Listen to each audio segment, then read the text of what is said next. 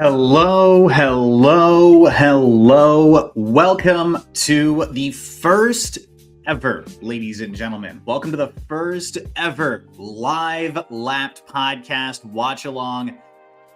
We're hanging together for the Canadian Grand Prix. I'm your host, Tristan Ryans, bringing you live reaction to the events at the Circuit Gilles Villeneuve happening in just about the next 5 or so minutes. We're 5 minutes away from lights out.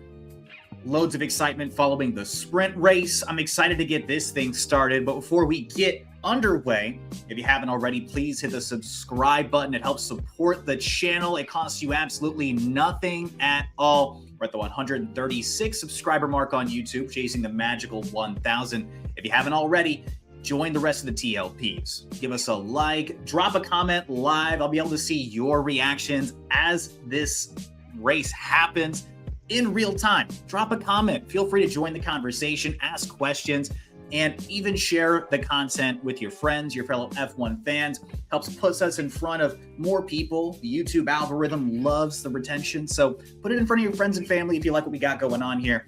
But we appreciate every single bit of your support. We're expecting a special guest at one point during this live stream to help give some extra commentary, but the F1 intro is playing on Apple TV or F1 TV, wherever you're watching across the world. We got just moments away from lights out. As we walk into this race, the sprint itself was incredibly eventful. If you're a subscriber, you saw my content yesterday talking about how Kimi Antonelli was incredibly brave and ambitious, while the fastest man on track cost himself the opportunity to pick up those extra 2 points with the sprint win, still landing a podium, but questionable overtaking attempts into T1, T2, and then the big lockup into T8 as well on lap 5 yesterday cost Kimi Antonelli an opportunity at the proverbial top step, at the top spot in the sprint race. Russell just narrowly pipping Antonelli across both qualifying sessions by 0.06 of a second, less than a tenth, both times, by the way, the exact same amount of time across both qualifying for the sprint qualifying and the race qualifying. Super thin margins between the Mercedes drivers. McLaren just outside, holding onto the podium pace as well. Lando Norris obviously rounding out that podium in Canada yesterday. Actually, let's see, rounded it out. He pulled off a P2 performance while Antonelli made a couple of those mistakes. He capitalized, put himself in the best opportunity to make that podium spot. Ferrari creating a bit of a Red Bull sandwich as well. Lewis Hamilton in the middle of that.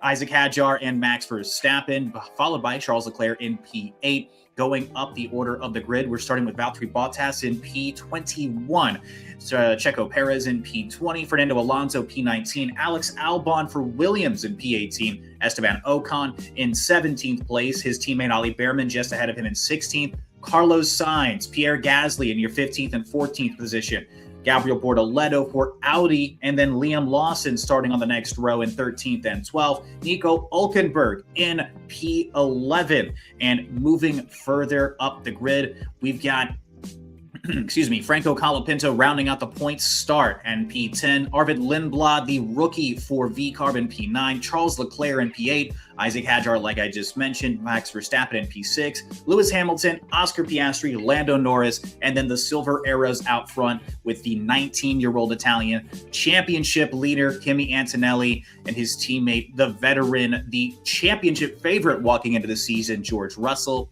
starting off this grid. We are moments away from lights out in Canada, just about a minute or so away. We got a formation lap. The conditions in Canada at this moment, incredibly damp, very slippery. It looks like every driver on the grid is going to be starting with intermediate tires. Conditions in Canada, very slippery, very misty at the moment. A lot of reporting. It's been an evolving situation throughout the day. Chances for scattered not thunderstorms, but chances for scattered showers throughout this race.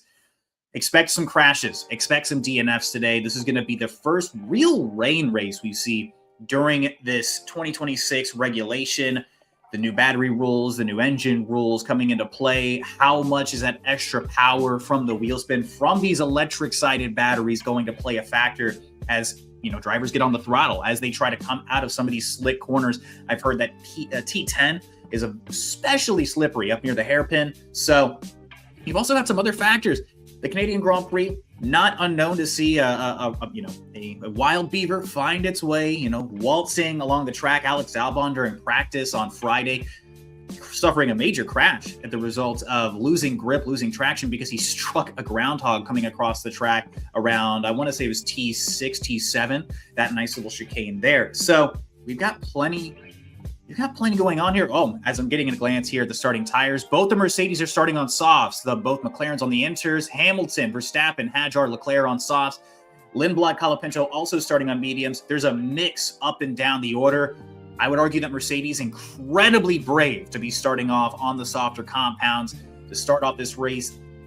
It looked like intermediate was going to be the way to go, but drivers are moving themselves off the starting line here. This is going to be extra dicey going into T1, T2. I'm not sure really how confident I would be in the track conditions with these slick tires, but it looks like things have semi-dried out. I know it's especially cold in Canada as well with the wet and rainy conditions. A lot of commentary being made about how slippery and wet and slick the track conditions were going to be.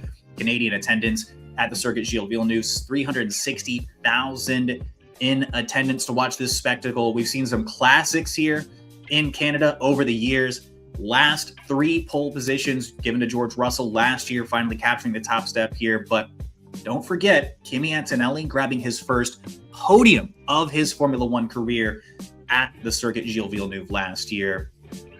There's all to play for. For George Russell, starting on pole position, this is a huge weekend for his championship bid. I don't feel like I'm underselling that how important this weekend is for George Russell, especially. Again, walking into the season as the championship favorite, was expected to be dominating this season. And the Mercedes car with that chassis, with the aerodynamics this weekend, with all of the added upgrades, so far they've won almost every single format except for the Miami Sprint last weekend. This is a huge weekend for George Russell. As they approach the starting line, he's trailing in this World Championship to his junior teammate, the 19-year-old Italian Kimi Antonelli. All to play for here. Who knows what T1 to T2 is really going to look like? Man. I'm incredibly excited. We're going to follow the live timings here on the Lap podcast. Of course, you can watch this race on Apple TV, F1 TV internationally, your broadcast provider. But of course, we can't broadcast the race here. It's live to YouTube, but we're going to be able to follow the live timing on Formula One's website, their live timing edition. So we're going to get at least a little bit of a glance, a little bit of a look at things during the live race. And this is going to be incredibly exciting. I'm really excited. Looks like Lance Stroll could very well be starting from the pit lane.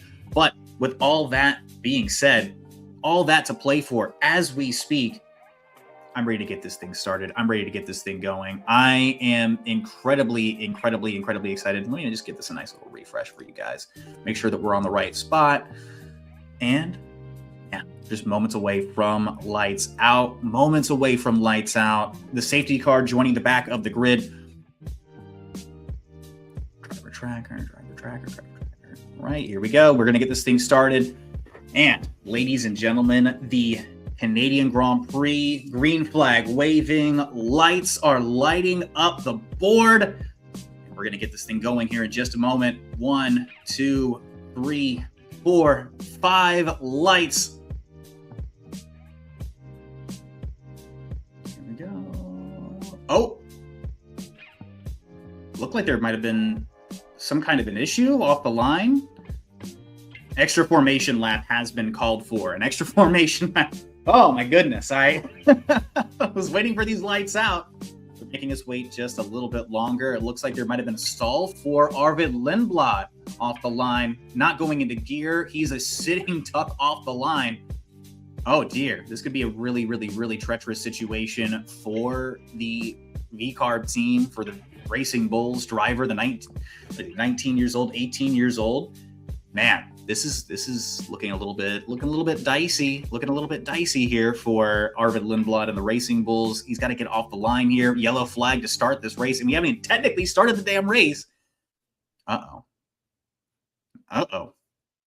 Seeing a bit of a situation here. Arvid Lindblad still stuck in his... he's still stuck. He's still a sitting duck. Oh, man. Canadian Grand Prix already off to a tricky start. it looks like Lindblad might very well be the first DNF of this race. So, oh man, so the Mercedes are now circling. There looks like they just passed the hairpin corner at turn 10. Russell and Antonelli making their way back up. Wow. Really unfortunate for Arvid Lindblad, who, starting in the points, an incredibly impressive qualifying to get into Q3. It's one less driver for, the order to move up with. Oh man, this is really interesting. Yep, they're still moving Arvid Lindblad back. Looks like they're retiring the car. Oh my goodness. A disastrous start for the Racing Bulls duo. Oh my goodness. Oh my.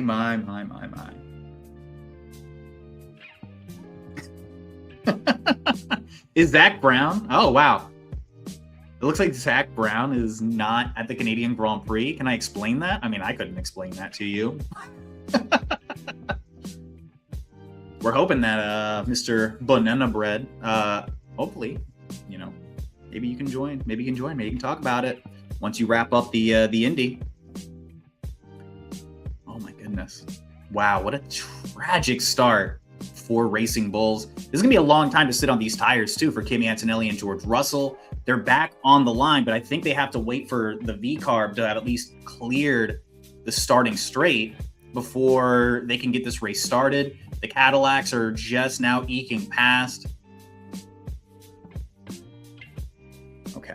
Okay. Yeah, we're gonna have Mr. Breadman himself there in the comment section. If you're watching along, he's gonna be joining us here in just a few moments, waiting for the Indy 500 to wrap up. You've seen him in some of the content here, but it looks like they're gonna get this thing started. A long time to be sitting on these cold tires for the Mercedes out there at the front. This is a really tricky situation. This is a mixed compound grid as well. Both the Mercedes starting with the soft tires. Russell's got himself positioned in a really aggressive. Oh, they're doing another formation lap. Well, they're giving Ryan plenty of time to wrap up the Indy 500. Yeah, this makes a ton of sense though. They still hadn't quite cleared Arvid Lindblad from the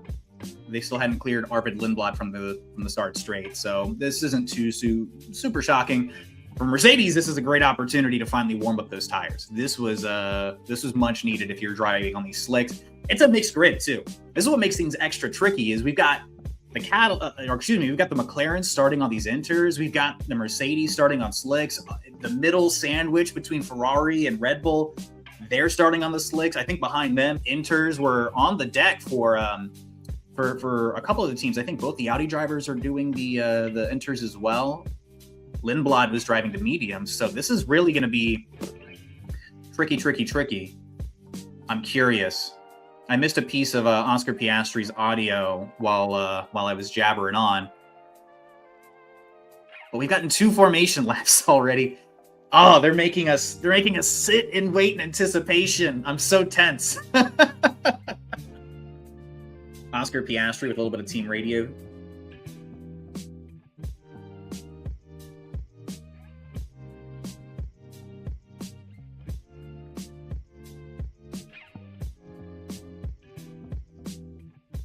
Oh, Piastri's calling for potential slick swap over. This would be really interesting. This would be super interesting. I guess the track conditions are a lot drier.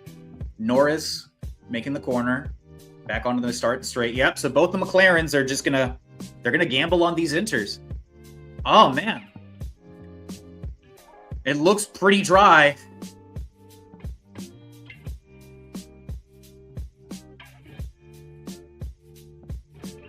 Concerns over the softs firing up as we approach the start straight for the second time. Lindblad's made it back all the way to his pit. And the cars are once again lining back up on the grid. Oh my goodness. What a funky start that we've got to this Canadian Grand Prix. All right. It looks like Lance Stroll is creeping back up towards the back as well.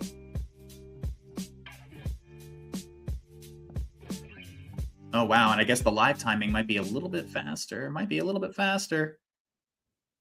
Uh-oh. the broadcast is quite a bit behind. I guess I'm going to have to just keep my eyes away from the live timing. Okay, if you're watching this side-by-side live,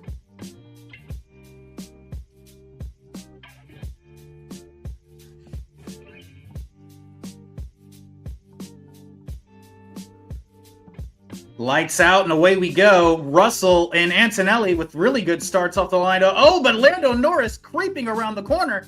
Norris fires past the Mercedes. Wow. Antonelli looks like he's gotten past Russell already. So this is going to be really interesting as we creep up towards the second section. Wow, Piastri falling back and Lewis Hamilton creeping up to P4.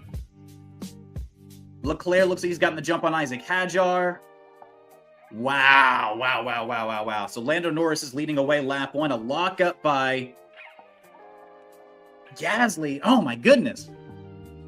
I mean, the starts look better for Mercedes, but Lando Norris timed that perfectly. He timed that perfectly.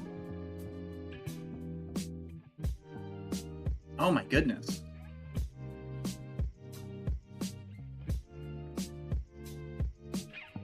Wow, oh wow. Antonelli went a little bit wide. Russell got a bit of a bad run out of T10. Wow. Okay, Max Verstappen trying to make a move on Oscar Piastri. Norris is still out on those inters, though. This is going to be really interesting. I wonder how long that Norris is going to stick on these inters.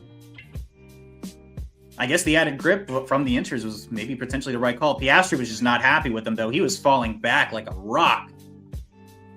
So he's already pitting. My imagination would be that he jumps over to the hards. Okay, it looks like he's going to the medium tire compound. Good stop for McLaren. Really interesting. I wonder how long Lando's going to be able to hold this with dry conditions. Crazy. All right, Antonelli is within the overtake window. It looks like he's gaining on Norris pretty quickly. But Antonelli jumped off the line and breezed past Russell. Russell looks like he's trickling a little bit back. That overtake for Antonelli creeping up on Lando Norris. I wonder if he's going to... Okay, creeping around the... Okay, it looks like the inters were just not the play for Lando Norris. Allowed for a great jump, but... And Antonelli looks like he's going to get Norris on this back straight. He does. Lando Norris is going to jump into the box. Just a poor decision by McLaren, it looks like, to go with these inters. Antonelli becomes the new race leader, and we've got a very interesting race ahead of us. Russell alongside, going outside, and Antonelli closes the door into T2. Wow. Lewis Hamilton directly behind George Russell, Antonelli, and Russell. This was the storyline coming out of the sprint. Oh my goodness. We've got a live one, ladies and gentlemen. Did anybody DNF yet? Oh, it looks like Arvid Lindblad is our first DNS. If you missed out, Arvid Lindblad, unfortunately, starting in the points, I believe he started P9 just ahead of Franco Colapinto, stalled off the line after the first formation lap. A couple of formation laps later, and Arvid Lindblad is the first retirement from this race. So a terrible start for the Racing Bulls, but Liam Lawson's pulling his weight as we speak. I mean, he's jumped up to P8. Both McLarens, of course, had to pit, but very tricky. I'd imagine Valtteri Bottas is the last driver on track with the inters. I'd imagine he's going to jump into the pits at some point. He's had a really rough weekend so far. Let's see, Antonelli, Russell, and Hamilton still leading things away, going into lap 4. Wow. I know the track conditions are a lot colder. It's going to be super interesting. I wonder if the Mercedes are going to be yo-yoing for a bit here. Yeah, Russell's still within that overtake window. It's going to be a lot of work for Antonelli, in my mind, to get him away from that 1 second overtake window. But, I mean, I said this yesterday. Antonelli was the fastest man on track, but he made mistakes. No mistake off the starting line for Antonelli there to jump Russell. And it looks like that was, so far, that looks like it's the biggest portion of work that needed to be done for Antonelli to try to make it 4 in a row. But I know the track conditions are super cold. The drivers are probably going to be trying to, they might be able to push the tires a little bit more, I imagine, with, colder track conditions. But man, Antonelli looked really rapid yesterday, besides making those mistakes. If he can break Russell from that 1 second, overtake window, man, I don't know if anybody's going to be able to catch Antonelli today. But obviously, it's going to be a long way to go. I mean, we've still got a huge chunk of the day to go. I know there's scattered rain that was concerning in the forecast as well. So, man. Really interesting start to this Canadian Grand Prix so far, though.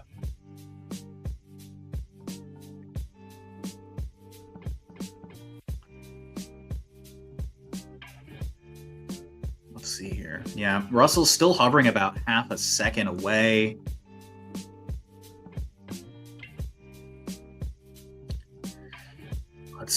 Let's see. Checking out things down the order. It looks like Hamilton is just narrowly hanging on to the overtake behind the Mercedes, but I think Russell's probably going to pull away from him in the next couple of laps, I'd imagine. Verstappen behind Hamilton, Leclerc behind Verstappen, Hadjar P6, Colapinto, Lawson, Behrman, Alonso in P10 to round out your points. Gasly's chasing down Alonso as we speak. Ocon, Albon, and then the Norris-Piastri-McLaren duo are hovering around P14, P15 as I'm watching the broadcast. I know the live timing is just a little bit ahead here on my right.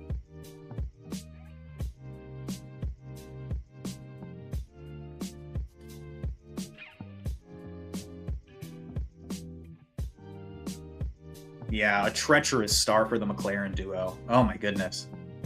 But yeah, Russell's hanging on here. Hamilton's just barely hanging on to that overtake window behind the Mercedes. I think it's giving him just enough of a boost away from Max Verstappen, but for how long is going to be the question. Looks like Hamilton's just outside of that 1 second window as we approach the next overtake. I think Verstappen might potentially have a run at Hamilton in the next lap or two, maybe onto that back straight, who knows. Take another look at this race start. Yeah, I mean, the McLaren definitely had the inters in the right window, but Antonelli just a much better start than Russell. I wonder if Russell maybe even wheel span a little bit off the line, but Antonelli did the job against Russell there. You'd have to imagine, though, that for the Ferraris, though, if they can't quite keep up with the McLaren pace, that they had a really good jump off the line. It certainly did the job. I mean, so far this season, the biggest talking point for Ferrari has been those race starts. But I'm really, really curious about the development for the Ferrari right now, because if they're not able to at least get ahead of the McLarens on qualifying Saturday, I wonder how much of an opportunity that's going to give. Oh, and Russell. Oh, Antonelli locked up. He has to take evasive action. So Russell getting the pass done on Antonelli back into the race lead. Wow. Yeah, this is going to be a battle. Antonelli's going to have to crawl back into that overtake window. Hamilton's just within that second of Antonelli as well. Huge lockup for Antonelli, though. Oh, my goodness. This is a huge opportunity for George Russell. Antonelli costing himself about 1.3 seconds. If you're Antonelli, you have to wonder if maybe he flat spotted. Huge speed difference for Russell. Yeah, big lockup for Antonelli. Wasn't able to make the corner. Runs into the runoff area, but I wouldn't be shocked if he has flat spots. Oh, man, this might shake up the strategy for Antonelli today. It was a great jump off the line, but oh, my goodness. Taking a look here. Have to see it as it slows down. He might have flat spotted those tires. It's certainly not good for the grip.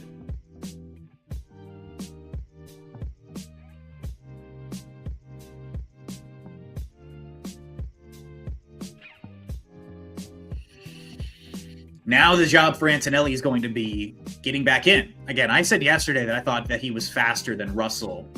I think the yo-yoing a little bit from the Mercedes might have helped Russell. He did the job, though. He kept it within that 1 second window, but I'm really curious to see. Antonelli's creeping back in already. 1.1 seconds of margin at lap 8 as we're crossing the start line. Hamilton's a 1.1 behind Antonelli at this stage, so he's a little bit outside of that window. Antonelli's charging back quick. Curious here. Antonelli's right on the edge of that 1 second window. A little bit more aggressive style from Antonelli that we've seen in the past as well. If you're new, by the way, this is your first time watching the Lap Podcast. This is our first time doing this live stream. If you haven't already, by the way, subscribe to the channel, help support us. I would certainly appreciate it. Don't get left in the dust, baby. Hit the subscribe button. Stay updated. Antonelli, 0.9 seconds behind Russell as we stand. Back within that overtake window. Like I said, I had a lot of confidence. I thought Antonelli was just faster yesterday. Now he has the opportunity to go prove it again. But Russell's just not going away either. Oh my goodness. This is super close. Still got 16 laps to go. This is a long, long, long way to go. But it looks like Antonelli's already cleared that overtake window for Hamilton. Verstappen putting a move on Hamilton. Looks like he's going to grab P3. A re-energized Max Verstappen. I'm curious now if Verstappen's got enough pace in hand to maybe try to catch up to these Mercedes. A lot of talk about the engine for Red Bull, the power unit actually being quite effective. Guess we'll see. I wonder if Ferrari can charge back. Antonelli's just barely along that overtake window. I'm curious if he's got that overtake available to him. Excuse me. Hamilton complaining about a lack of power.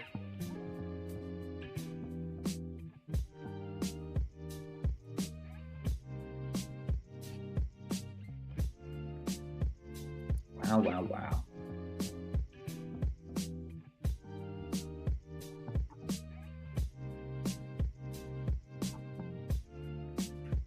Man. The McLarens are creeping back into the frame a little bit by little bit. Norris up to P11, Oscar Piastri and P13.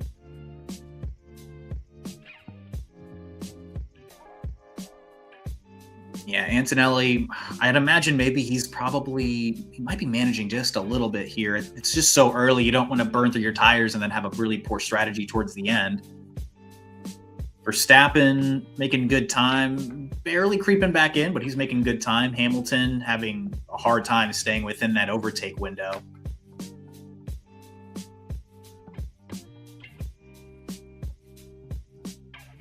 Antonelli's doing everything he can to get back within that 1 second of Russell to try to use that overtake. Man, that huge lockup for Antonelli, though. Oh, my goodness.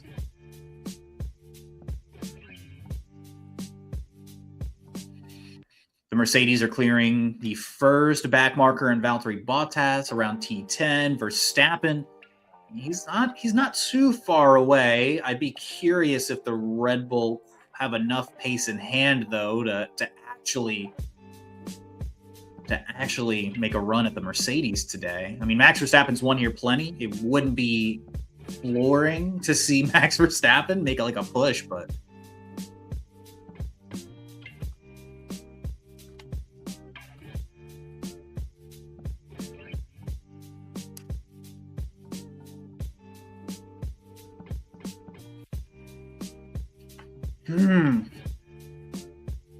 Antonelli setting the fastest lap.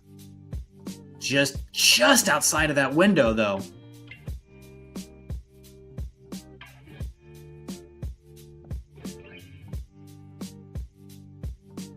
Man. Let's see. Verstappen not quite showing the pace to catch the Mercedes. Hamilton's hovering within that overtake window.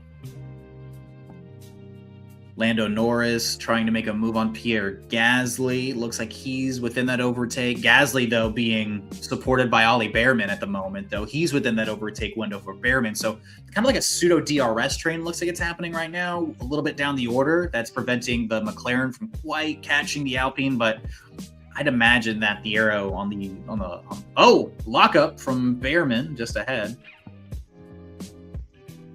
Behrman's going to be trickling down the order. Gasly, I wonder if Norris is going to get him. Norris is also going to dive up the inside into T10. He's going to complete the pass. Ooh.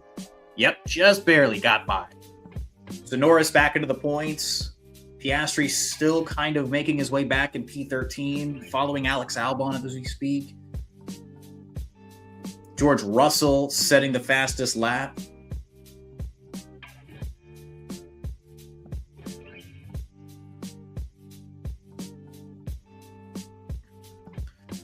And Lando Norris up to P9, overtaking Gasly, making that look incredibly easy on the main straight.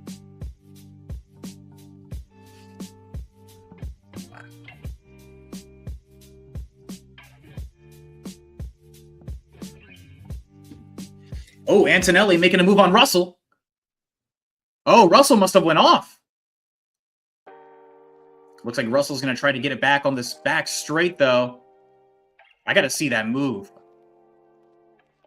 Passing and repassing. Antonelli doing everything he can here. I want to see where Russell lost it, because he had a nice window. Antonelli doing up the inside this time. Can he get it? Oh, he's right on Russell's tail. Antonelli learning from yesterday, not taking that outside dirty spot, going inside and forcing Russell to have to try to cover. Russell's doing everything he can right now to really hold back this kid. Got a yellow flag somewhere out on track. Albon's trickling down the order.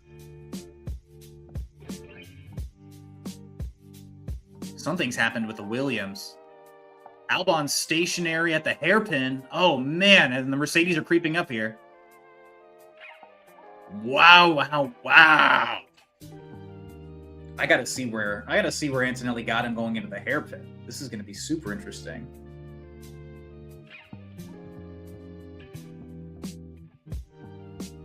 So far, it looks like, okay, we didn't see Albon at the hairpin itself. It looks like he might have made his way to the exit point. Same place last year that we saw the Williams of Carlos Sainz retire. Williams just not in love with Circuit Gilles Villeneuve. All right, Antonelli's trickling back a little bit now. Uh-oh. Hello. I'm here. I finally made it. Why can't I hear? Am I talking? It's making green things over here. Why did I stop hearing things? Look, welcome back. Welcome to the program, Ryan. Hey. You can hear me. I'm struggling to hear you at the moment while I work this out. If you want to give us a quick update on what happened with the Indy 500. Spoilers, Rosenquist won. It was pretty cool. It was a great race. It was a good time. Dude, what did I miss? Oh, you can't hear me, so I'm just talking about. I'm just riffing by myself right now. Let me pull this race up real quick.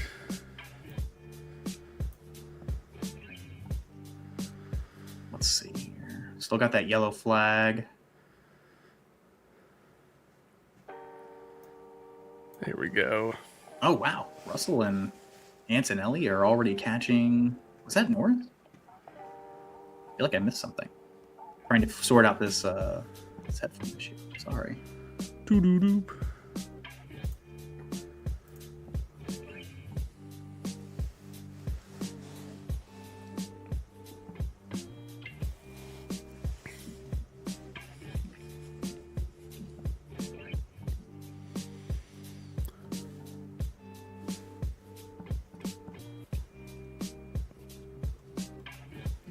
Well, you're there, Ryan. I can hear you. Well, Yeah, hello. Hello. Perfect. Okay. Well, might get a little bit of echo off the microphones here. I don't know what's going on with these headphones, but I'll speak quieter. Quick question for you. up? Did Lindblad count as a DNS or a DNF? That counts. He at least made the formation lap, so we count it. Fuck, damn it. I was so close, dude. I saw Albon was out and I was like, mother fricker. I was right there. Bummer. Oh, and if you're not familiar, we have a P10 game that we play in the Yeah. background. Whoa, Yeah. huge lockup from Antonelli. That was Russell. So Russell. Oh, that was Russell? So that's how, because Antonelli was trying to like bring it back. And okay, But the Antonelli, replay thing just said Kimi Antonelli when the lockup happened. I mean, I recognize a blue helmet when I see one. I'm just saying what the screen said to me. They're lying to me over here. Yeah, Antonelli and Russell are duking it out though. Catch me up. Did I miss anything awesome? So, I mean, the Mercedes are obviously battling as we speak. They've been doing this since the race start. Antonelli actually had a great start off the line, and but Norris jumped both of them on intermediates. Then the McLarens quickly found out that the intermediate was not the correct tire for today.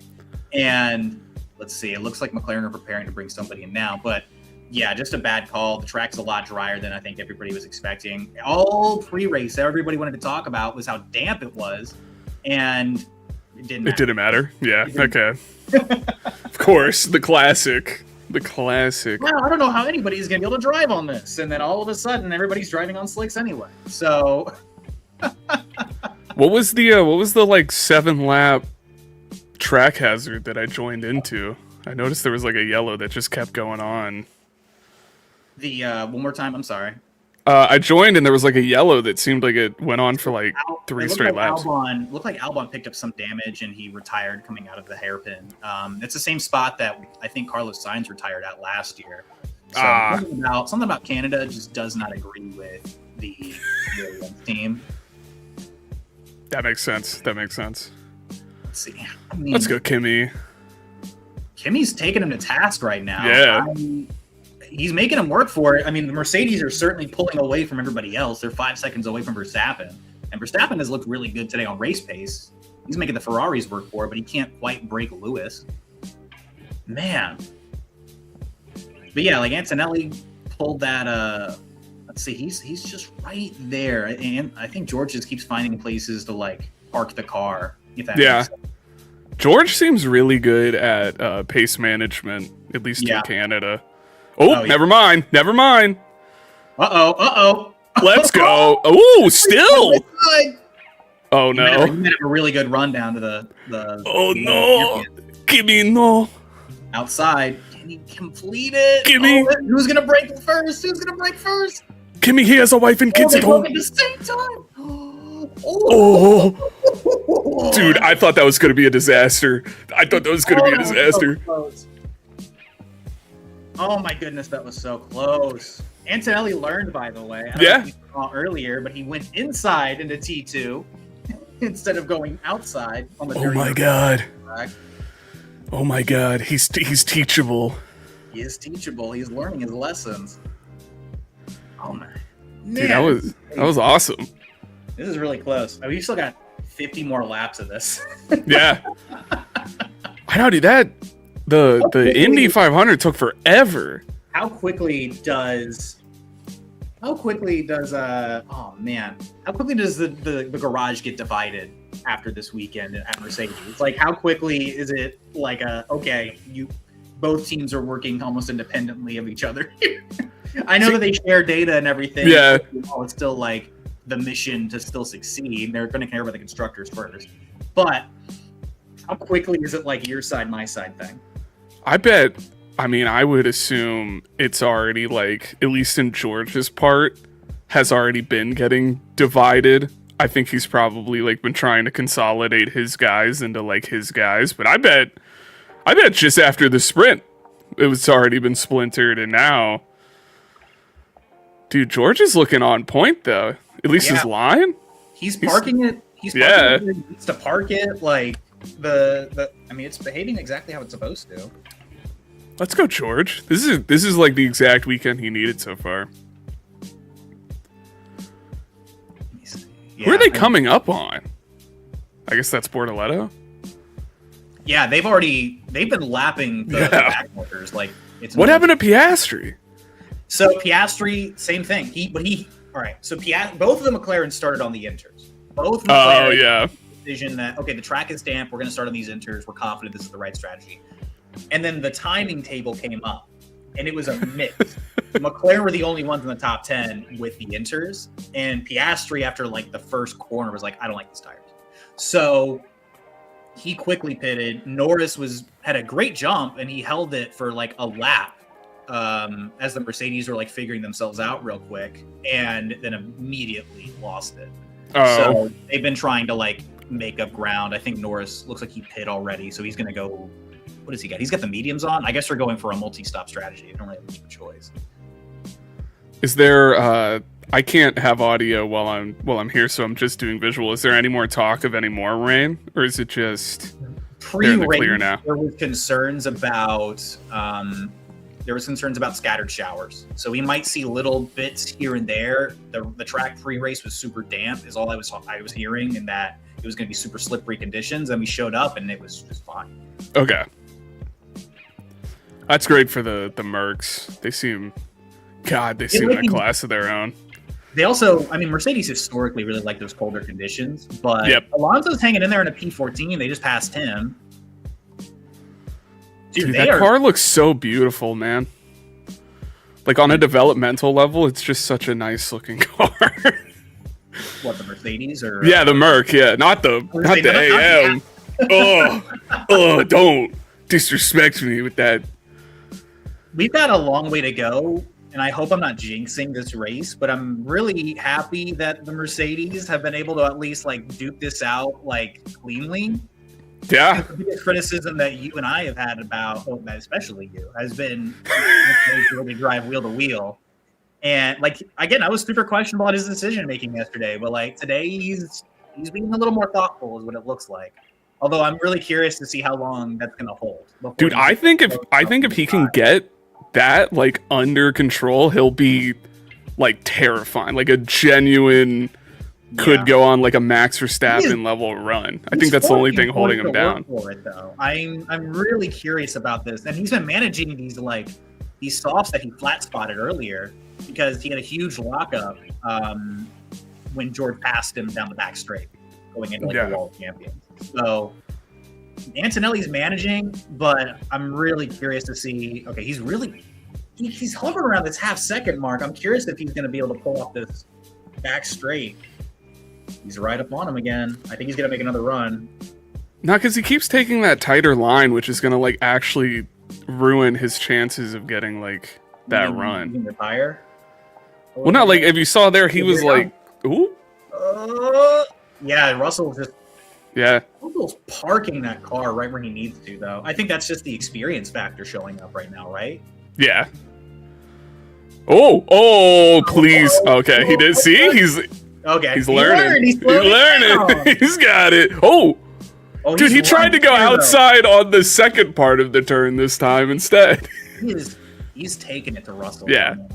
Oh my God. I mean, he's certainly being wide in his rear views.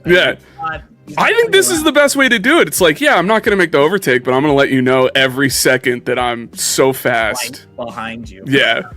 Breathing down your neck, old man. Listen here, boomer. Do you got games on your phone? I mean, I've been saying this a lot during the stream, but I said this a lot yesterday. Like, Antonelli was the fastest guy in the sprint, but Russell right now is he's holding on to it. This is saying a lot to me about Russell today, too, though. I mean, his ability to hold on right now is pretty. He's fine. Actually, that wider line is. It keeps looking worse, but it works better. Maybe not. Down the back straight. Oh, dude, that Cadillac actually really helped Kimi. Yeah, because then George couldn't jump across. Yeah. Wow. Antonelli. See, all right, so now here we go. George Russell, how does he respond, right?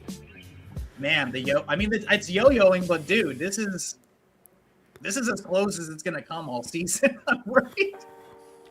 Oh, dude, I feel like now Kimi can run away. It just seemed like he had a lot more raw pace.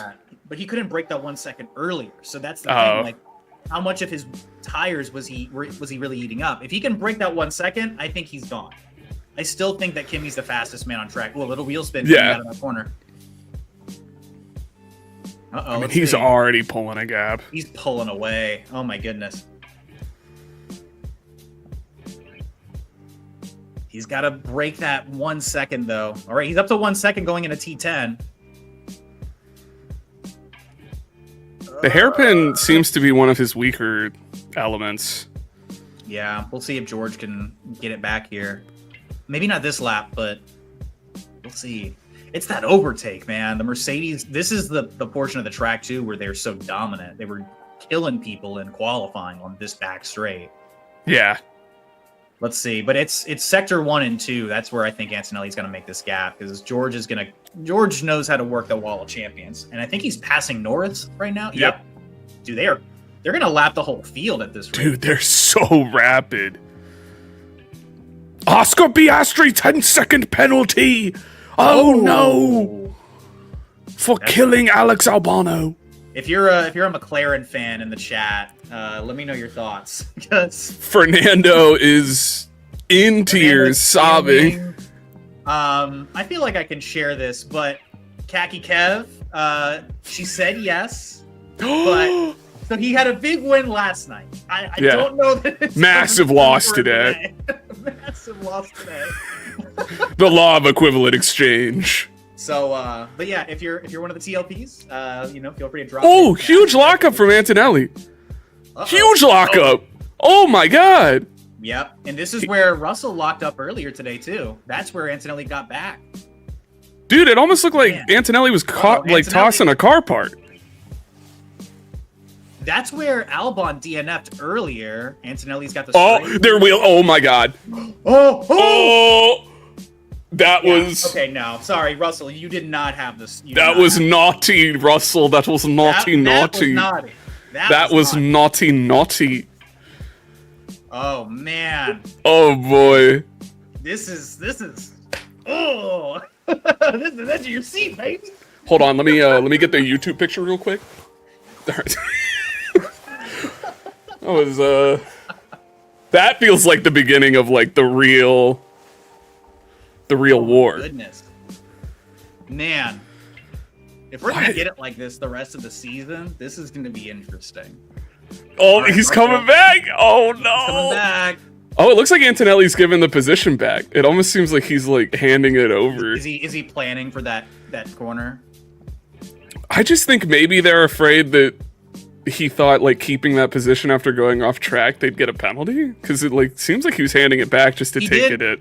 In my opinion, I think that Russell forced him there. Well, 100%. That's why I wouldn't have given it back. I would have been like, nah, that dude. Do you have to petition for the penalty, or does the stewards just decide that? Okay, they're going down the wall of champions here. Oh my god, they're almost touching tires. Oh, they're so close. I got to watch. Oh my lord. This is going to be a great race for Verstappen. This is going to be a lull Verstappen wins moment. Dude, right? Oh my goodness. After two Mercs park in the... Dude, Lando's getting the front row view again. He's like, they're going to kill each other. He was like, I don't think I was expecting to be in the mix at this point. Yeah. But... Well, he's not. He's a lap down. He's like, he's just a I'm saying, like, watching it, I guess. Yeah, he's like, oh. Yeah. He's like watching two people break up in front of him. Here's the question. Does Mercedes have to log its own penalty, like, protest here against their own driver? Because I don't think so. Oh, yeah, that's true. I mean, like, yeah, if... I actually really don't know how they handle that. The stewards jump in unless the team, or do the teams have to advocate for it first? Because Mercedes aren't going to, one way or the other, but, like... I do think the stewards will jump in regardless of, like... If they see it, they're gonna like penalize you. I gotta say, I think George might have a 5-second coming up because of that force off the first time. I mean, I thought it was pretty egregious. Yeah. Oh, he's faking it. Uh-oh, Antonelli staying wide, dude. He is. This is so close. Toto Wolff's blood pressure right now, it has to be fucking spiking, freaking spiking. Oh, you're fine. It's okay. And ladies and gentlemen, if this is your first time joining us on the live, don't use curse words; they're bad for the soul. Well, no, make sure to subscribe. My plan is to keep doing these watch-alongs during every Grand Prix. So, feel free to subscribe, support the channel, support the boys. Oh, it's been noted. The incident's been noted. Sorry, I didn't mean to cut you off. Yeah, you're fine. You're perfectly fine. So, yeah, dude, like I said, George is driving extra aggressive today.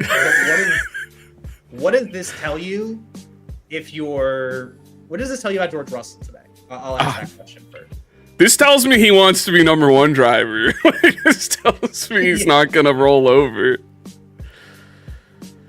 I think that year and a half of like everyone speculating that like Max was gonna end up being his teammate or taking his seat, and then realizing he's gonna lose his seat or might lose his like number one privilege to Kimi. I think it's getting to him, man. He's fighting. He's trying to show himself here. Okay, are they gonna break late? Okay, no, not here. Not they settled down. They settled down. Yep, settle down. Got a little scary. I'm not gonna lie. My question too is now, like, what does this mean about? Okay, Kimi going outside. Nope. You learned, kid. You learned. Oh, this. He almost had a nasty switchback there if he'd gotten more grip. A little wheel spin. I think the softs are gonna start trickling away from the Mercedes here. It looks like they're starting to get. I mean, if you could look at the graining on Kimi's tires alone, yeah, he's gone through a couple of lockups. I mean, dude, Russell might very well have an opportunity to win this if he can take these softs a little bit further. Because although Russell's had a lockup of his own on these tires too, this is gonna be really interesting. Yeah, these guys are duking it out. There's no. This is the pissing contest, ladies and gentlemen. Yeah. This is where Mercedes are gonna find out who the alpha is, so to speak. It almost feels like they've mentally decided that this is like the race. Yeah. Well, because again, we talked about this on the podcast. Yeah, on the pod.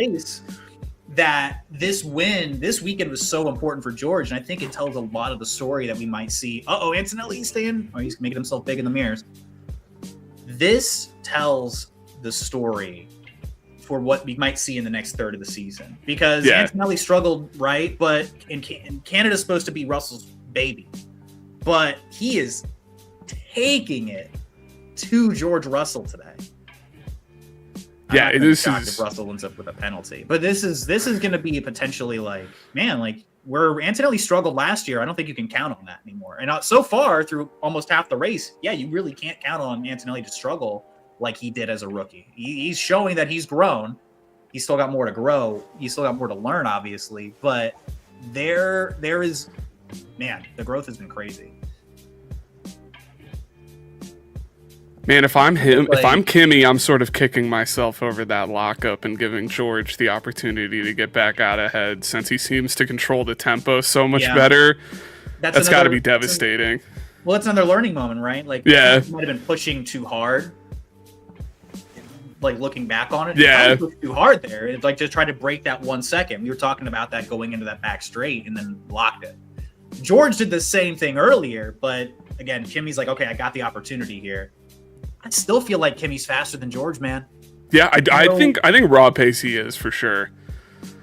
I think George just like has this perfect sort of rhythm down right now. All right, they're gonna pass. I think it's Alonso, or is that Stroll? 2 laps down. I think it's Stroll 2 laps down. Oh man, I was about to say Alonso's in the pits. Yeah, Aston Martin are collecting data. That's their job today. Yeah, that's their job for the whole season, apparently. Yeah. They're building a car for 2028. I'll give Lance some credit. The helmet looks great. Yeah. That's gonna look really cool on the like mantelpiece. Is like, remember when I kind of drove in the what are you doing, George? And there's the 1 second. It's dead. The car's dead. Oh no! It's broken. No! It's broken. Also, I think a McLaren just went off behind him. Like, I think there was like another car that did an oops right behind him for some reason. No, George Russell. Oh, dude, that's crazy. He is fuming right now. That car is smoking. Oh, he is belligerent. Oh, dude. I need the onboard audio right now. I need it right now. I need it. Toto said Kimi cannot pass him. Blow up the engine. No. Beep. Detonate the power unit. And here's my little theory. In the moment, do you think George was pushing it too hard?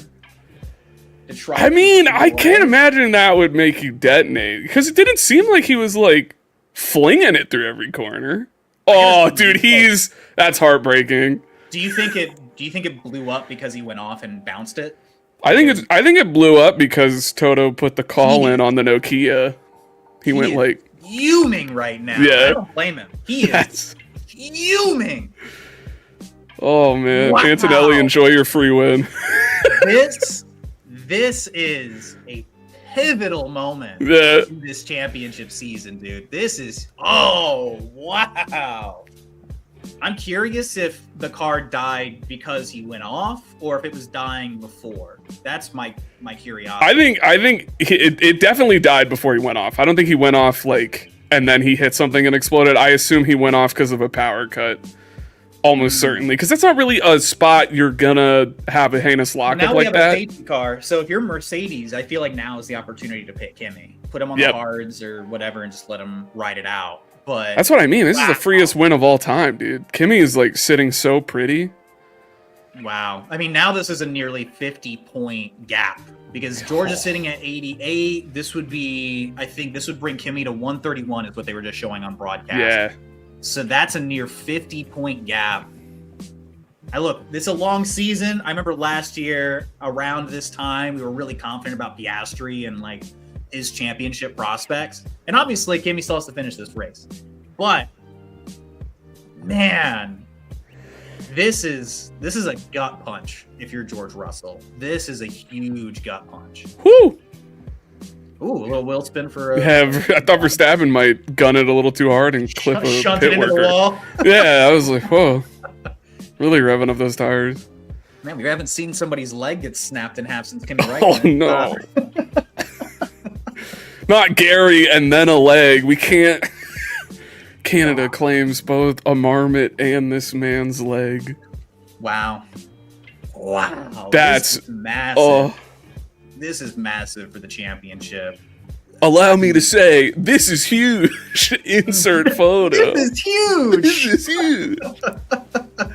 Oh. Dude, look at him just staring at the car angrily like a villain. He's just shaking his head. I need that photographer shot. Right. The guy to George's right. He is so mad. He is fuming. All right, here's the replay. Here's where we're going to see it. I got to listen to this.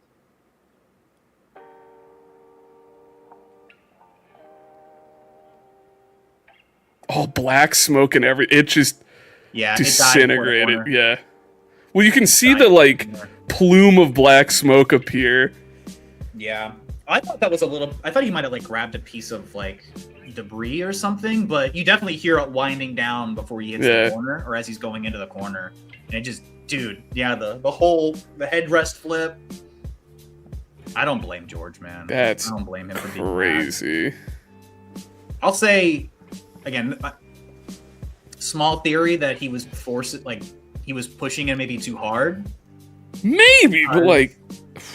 Because, I mean, so far, knock on wood, right? But, obviously Antonelli was just pushing him and pushing him and pushing him for 30 laps. Yeah. Man, that's a tough break for George. That sucks, man. Oh. Are we back up to racing speed already? Goodness, I'm still coming down off of that reaction. That was huge. But he was forecast a championship. I mean, dude, Polymarket said I had this thing in what the dude, my Kalshi bet?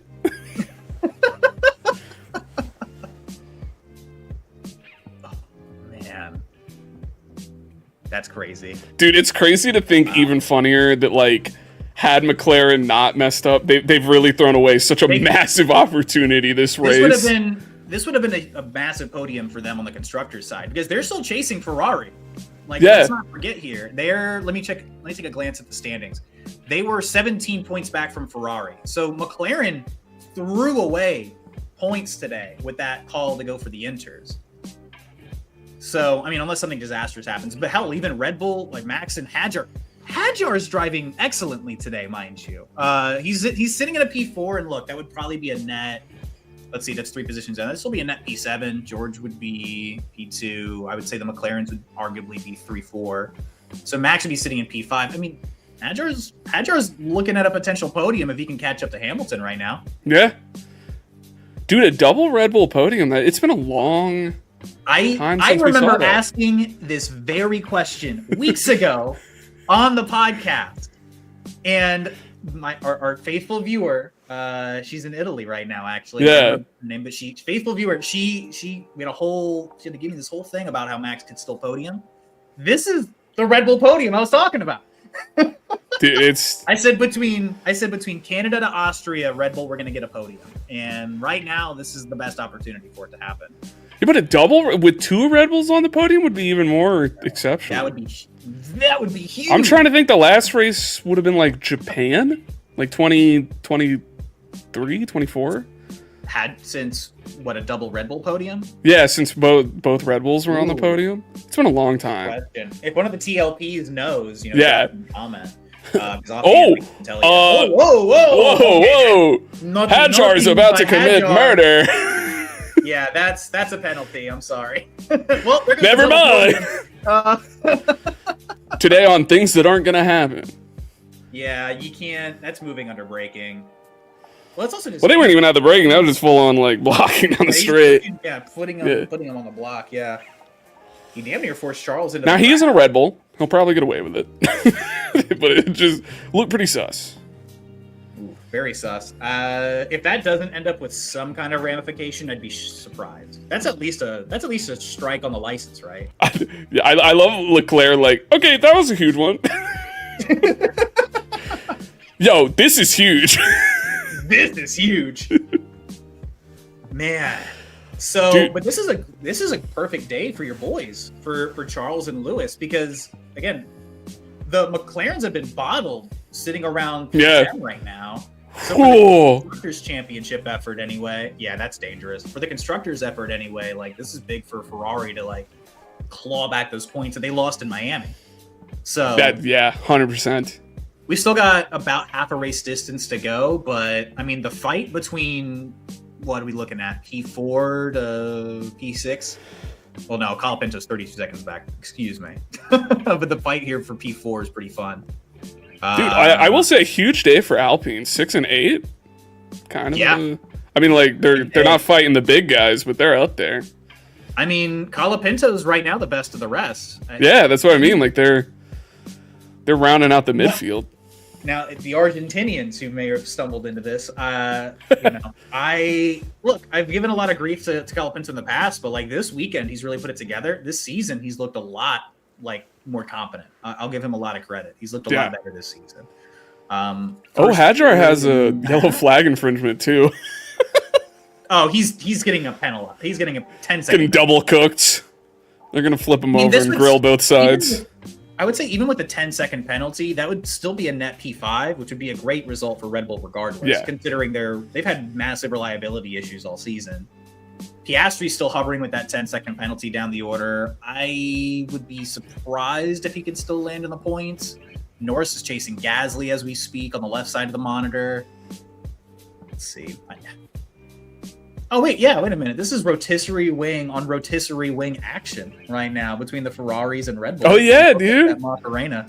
That's I didn't even think about it. You know what's crazy? I just noticed on the thingy over here that Russell has been noted for something. Is it because he was chucking stuff on track? Are they going to throw a penalty at him for his tantrum? That would. Will he have to serve a grid penalty when we get to Monaco? It's just his incident noted. Oh no. That would be tragic for him. That would be. I would, if I was Russell and I got a penalty for that, I'm walking into the FIA and just starting slapping everyone I see. My long, gangly, woody arms. Just, you gave me a penalty? All right. Man, whoa. Norris flew by Gasly. Oh, there it is. You're a little bit ahead of me on your stream. Oh, my bad. Man. I'm going to delay my reactions. You're fine. React. You know what I mean? Just give me a moment to see it. Yeah. Man. This championship's just broken wide open. Like, all right, now here's the question. If you're Antonelli, what does this do for you? Obviously, it gives you like a 25 points. Like, it gives you 25 points. But beyond the obvious of the 25 points, what does this give Antonelli in terms of like confidence, in terms of like maybe a stress relief? It's still I mean, it's, mind you, but like now you're like, okay, I've got cushion. Like, it's as huge. long as I continue to put in, it is huge. As long as he continues to put in like podium level performances like the rest of the way. Like this is a championship. Even worst case scenario, I would imagine that comes down to like Abu Dhabi. But George is going to need a really big middle third. This opening third has been very dominant for Mercedes, of course. See, I think like you're talking about, since his middle, Antonelli's middle performance is usually where it's lacking, I think it makes your heart pound a little less knowing you can go into that middle and maybe have some lackluster performances like a P3, a P4, and they're not going to be detrimental. You're just sort of, lock up there coming from Hadjar. But like, Hadjar, yeah, like stuff like that is no longer like, this could change the face of the championship. It's just like, it's not going to ruin my life. And then if you have like, if you manage to have good performances, it only furthers you. Let me go back and look at the results from last year. I'm curious if Oscar had an opportunity at one point where he rattled off more than 3 in a row. He did not. So Oscar's longest win streak was between Bahrain and Miami, where he won 3 in a row. And then, the rest of the way, it was Charles. George. I mean, not George. Charles. Oh my God, I can't get him straight. Sorry, the 500 fried my brain. How was the 500? Dude, it was exceptional. The last 2 laps were crazy. It's the closest 500 finish that ever happened. Really? Yeah. Yeah, it was like, I think it was like 0.00. I mean, it's already happened. You can spoil it for the captive audience. Well, I don't know the exact time, but I know Rosenquist won by like, and it was nice because like it was one of those ones where Rosenquist was winning by a lot, and then a safety car came out that like put his win in jeopardy, and he still managed to win it by like a teeny margin. So it's nice to see like the guy who almost got screwed out of it still get the win. But yeah, it was. Oh wild. No! It's the sad moped back to the bits. Oh, we got a yellow flag. Wait a minute. I'm seeing yellow flag on the left side of my screen here. I think it was just a lockup. Looking at the timing thing. Yeah, looking at the timing. Okay, let me go back to my notes. I gotta stop. Let's see. But yeah, because the broadcast is, of course, a little bit behind our timing page here on the right side of our screen. Yeah, I was just looking at the timing things on the broadcast. I didn't see any names dropping down, so I figured everyone was fine. Somebody just went off. Oh, Lawson's got a... I don't know if Lawson just got noted for something, but he's under investigation. Hulkenberg's still under investigation. It was Lando. Lando drove off. Lando's car dead. This was it. Yeah. No, this is new. This isn't even... This is happening live. Magic day for McLaren. Wow. So wait a minute. Let me note this for a moment. Albon, Russell, and now Norris. That's 3 different Mercedes power units that have failed today.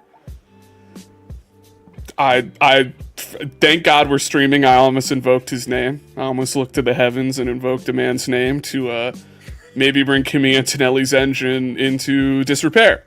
But I didn't. I remembered. I appreciate your restraint. Yeah, I was like, I know what you're thinking. I appreciate your restraint. But if there were any heavenly deity up there who'd like to take the Mercedes engine of one Kimi Andrea Antonelli and, I don't know, smite it. Hey now. Look, look, you see what that's true, because I don't really want Verstappen to win, so like I'd rather Kimi get his 25-point lead. All right, I'm gonna need this Cadillac to figure out. Yeah, what does he do? He's blue flag. This man's watched the F1 movie one too many times. We built our car for combat. Is this an actual? Let's see. Ocon and Perez are battling it out, so that's what was happening there. Now it makes sense why they didn't just jump out of the way. They actually are doing something.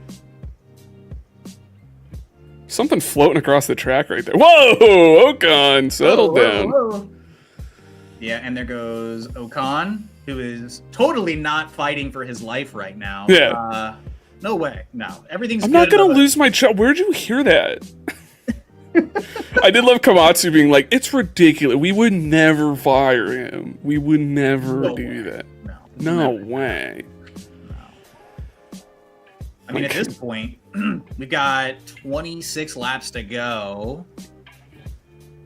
Bottas is so far back, by the way, he still hasn't cleared Norris. I just want to note that. That is still a thing.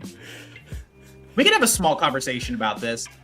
Bottas, I mean, look, again, he's driving a terrible car, but Bottas has been not close to Checo, from what I understand, this season. It's been very easy to forget. Oh, and he finally passed Norris. It's been very easy to forget that they're there, but Checo has been taking Bottas to task this season. Yeah, well, you got to remember, Bottas specifically requested that he have like bike pedals put into his Cadillac so that he could train for his biking, whereas Perez just has like a normal Cadillac. So that's, I think, the pace differential. He's doing this all through sheer him on like a 6-speed pedaling that fast. Pedal brakes on the back of the steering wheel. Those aren't gear shifts; they're just bike pedal brakes. You think an engine's making it go that fast? That's all him. He's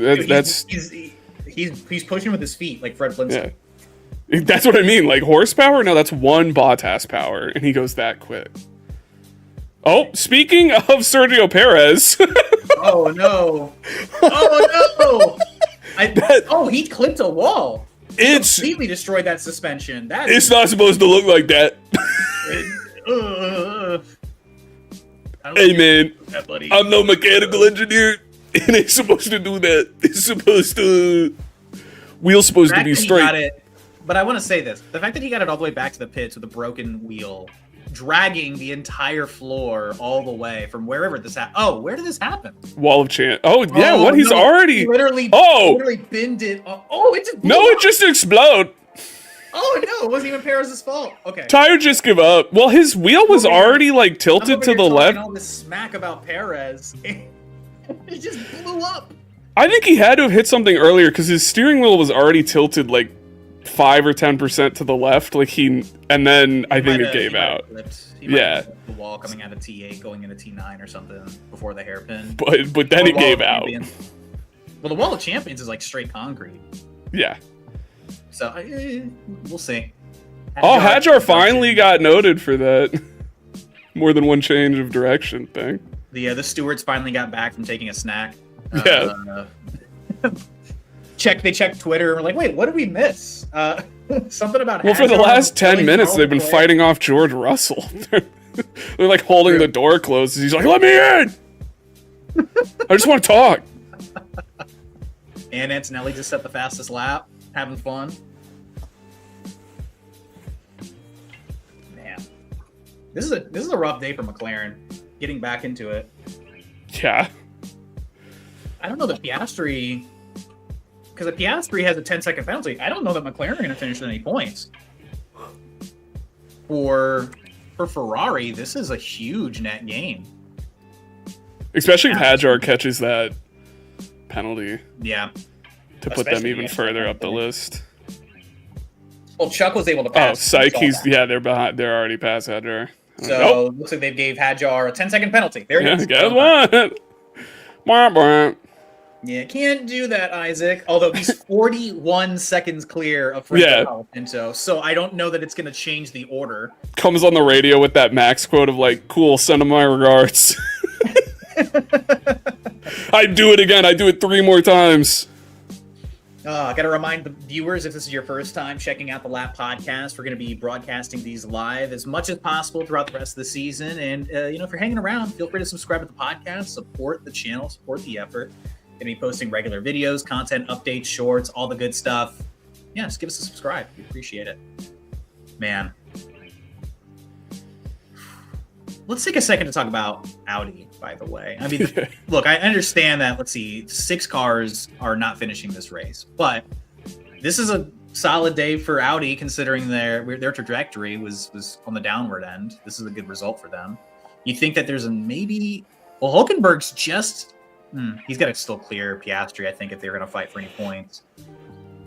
Yeah, I don't know if the Audi are going to creep into the points unless something else happens ahead of them. I sure would like it if Bortoleto could creep his way up to 10th. I don't know how it would happen, but it would really make me happy given some of my predictions. I need him to have the most wheel lock. Whoa! All wheel locks to... Oh, what's going on here? Oh, it's for Lando. I was like, who is this swarm around? I couldn't even pick... Oh, that makes so much more sense. Yeah, I couldn't pick out the broccoli hair quick enough. Thought they were having like a brawl. And a bunch of fans have stormed the track. Well, I thought like Toto and George were like rolling around on the ground fighting or something. VSC? What happened? Did somebody slow down on track as well? Debris or something? Nobody's losing time on the... Maybe it's debris. There was a lot of stuff out of T10 that they might just be finally like picking up. Yeah, finally. Like they were letting it lie for a long time. Pit lane entry closed. So did someone... Is it when Checo came in? No. Oh, now they're going to come get the carbon. All right, guys. Yo. Dude, hell of a dive. Yeah. Hell of a dive. Wow. What a day. We still got 20 laps to go, of course. Anything can happen, but we've got penalties up and down the board. We've got drivers under investigation still. I mean, yeah, this order isn't over. Although, again, a full minute clear Colapinto. I think Kimi Antonelli actually just cleared Colapinto before the VSC, so he is creeping up. Yeah. 20 laps to find Isaac Hadjar. I mean, and sort of like you pointed out so astutely, like the very real chance that we've seen a lot of Merc engines blow up. There's a lot of Merc engines out there yet to blow up. Yep. There's like a real chance any other purchaser could have a problem if it's some sort of like engine math gone wrong with every single car. So, even for McLaren right now, by the way, with Oscar Piastri, the last man standing, he's going to need to clear Behrman he's going to need to make up a 6.6 second gap and then clear him by 10 just to keep that point. This is rough for McLaren. We're making a lot of progress. Because McLaren right now are easily the second fastest car, generally speaking, on track, but this has just been a massive weekend for them. Yeah. For Red Bull, I mean, this is great. They'll take anything that slides their way right now, given the state of things over there. Their strategy's just always so solid, I think, even when like their quali pace can be lacking, but I feel like when it comes to race pace and strategy, Red Bull always sort of make up for it. Especially with Hannah Schmitz. Yeah, I mean, she's phenomenal. Yeah. There's been a lot of changes at Red Bull. This is going to be a really good weekend for them if this is how it all finishes. But Bottas just got a 5-second. Yeah, for speeding in the pit lane. Dude, the bike pedals, they're moving too quick. Yeah, poor Cadillac over here has stopped breathing. Just, Tough day to be a Cadillac Formula One. The 7 of them. But I want to take a moment to spotlight Red Bull here in that they've had a ton of changeover. They've had, obviously, every weekend is going to be surrounded by rumors of either Max completely retiring, because he made comments about if they don't like codify those rule changes. Yeah, I mean, that's a terrible thing for Hadjar. But if they don't codify those rule changes, he's threatening to leave the sport altogether. I imagine they're probably going to get codified anyway. But amid everything that's been happening over at Red Bull over the last like couple of years, it's not shocking to me that they fell down the order a little bit. They completely overhauled the entire leadership there. But all that being said, they looked a lot better in Miami. Max obviously seems a lot more comfortable with the car. He's only 4.5 seconds back from Antonelli at this stage of the race. I mean, like, they're not slouching by any means. But I'm curious to see how their development goes. Because from what I understand and everything I've read surrounding this season so far is that the Red Bull engine surprisingly does not suck. Like, you would think that given the Ford partnership, that given how much has changed there behind the scenes, engineering, aerodynamics, and partnership, and like I just mentioned, that they're really not in a terrible position. They just need to really figure out that chassis. I would imagine probably going into next season, it's really hard to change. You can't really change a chassis during the season. But they're not as far off as I thought they would be. I thought they'd be like fighting with the Alpines and like the Haas's this season, but they've already exceeded my expectations. Oh yeah, 100%. I mean, I'm not certain on this. Weren't they one of the heavier cars, if I remember correct, comparatively to like the top runners? Believe that's true. Yeah, they were one of the thicker boys. So yeah, I do think probably now, like this 4-second gap we're seeing and stuff is probably coming down to those sort of improvements they have to find. They have to find weight cut. They have to find just like the little perfections that Merck seems to have nailed and then is increasing every time they bring a development package. And they have to find it quicker than Merck finds their stuff. Also, it seemed kind of like they made the car originally to be more catering to both drivers, and now they're like going back to the tried and true tradition of making a car for Max and hoping the other guy gets it. We talked about this off air yesterday, but it's looking like one of those scenarios too where, I mean, you look at the pecking order. Okay, let's say Max is not happy with Red Bull, but where's he going to go? Yeah. Like Toto's not, I mean, at this stage of the season, he's not going to open up the door for Max Verstappen and lose the dynamic he's got. He's got two really good drivers in Russell and Antonelli. Like, I mean, they were fighting it out today, but I mean, they were obviously able to keep it clean. McLaren, unless Piastri picks up and is like, you know what, I think I want to be the face of Red Bull. Like, he's not going anywhere. Yeah. Norris isn't certainly going anywhere. That guy's entrenched. I mean, I feel like you'd have to hope for like Hamilton deciding that he hates driving Ferraris. I truly believe there's no world where Max Verstappen would ever go to Ferrari. I don't think that it's a brand thing for him. I don't think he like looked up to like Ferrari as like a fan growing up necessarily. It was just, I just don't see there being a seat for him right now. That makes sense. Well, also, I think he values. If Max became a free agent, nobody would be interested in him. Everybody would be interested, but like in the real world, like I just don't see there being a seat that opens up that is like, okay, I have to make. Well, especially when you know Max is the kind of guy who, no offense to Max, but all offense to Max, will then just like whine about taking his ball home, like going home anytime things aren't going his way. So like, yeah, you want him because he's Max Verstappen, he's one of the greatest of all time. But like, also what you're getting is a driver who, like, the second the regs turn on him or your car doesn't perform right, is going to come out and be like, wah, the car.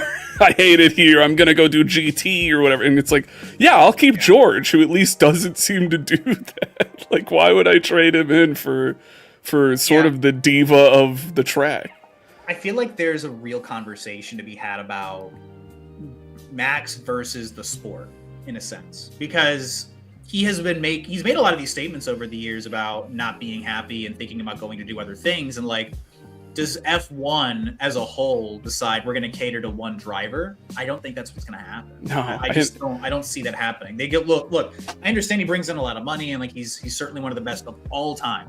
All due respect to Max, but like I just don't think the sport's going to operate that way. Yeah, and also he's not like, and no offense to Max, he's not like the driver to look up to. He is constantly doing heinous moves that for some reason get overlooked and I can't ever explain it, but like if he was this like altruistic, like great to do guy who like constantly tried to race clean and like had 1 to 2 things, maybe I would, but like he isn't. He'll throw it up the inside of the apex and run you off the track all the time just because he knows the rules are written in a really stupid way, and I'm like, yeah, why?